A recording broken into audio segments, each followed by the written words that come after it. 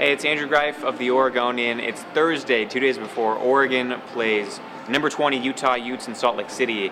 Rice-Eccles Stadium is a loud stadium that all the Ducks have been talking about this week. They say that crowd noise is a real thing, kind of the home field advantage is not a myth, and that Rice-Eccles is probably one of the best, if most underrated, stadiums in the country.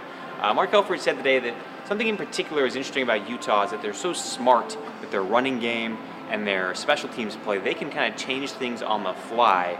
That's dangerous because Devontae Booker, the running back, and Kalen Clay, the kick returner, are already all-league standouts, or at least on their way to accolades in those respective areas. I'm interested to see the Stanford offense kind of found some soft spots in Oregon's defense right in the middle, especially in the second half. Can Devontae Booker push through that and find, if Eric Armstead is not 100%, can they run through the middle of Oregon's defense and find some running room? Similarly, the return game coverage is a little soft with Ty Montgomery of Stanford. He averaged about 22 yards a kick return. Kalen Clay is statistically even better than Montgomery. That'll be something interesting to track. I think the biggest impact this week, the biggest matchup to watch, is Utah's defensive ends against Oregon's tackles. One, Utah's defensive ends are really good.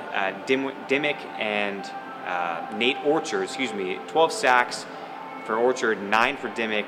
They lead the nation in sacks combined as a team.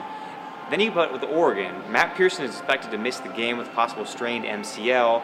That's going to obviously hurt the depth chart a little bit. Then you combine the crowd noise where the tackles can't necessarily hear the cadence of the quarterback. That's something Steve Graywood, the offensive line, said.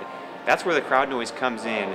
If they're even a beat slow catching the cadence, Utah defensive ends can see the ball and can react to it faster. And that might be all it takes to get to Marcus Mariota and derail Oregon's offense on Saturday. We'll see what happens. It's a 7 p.m. kickoff.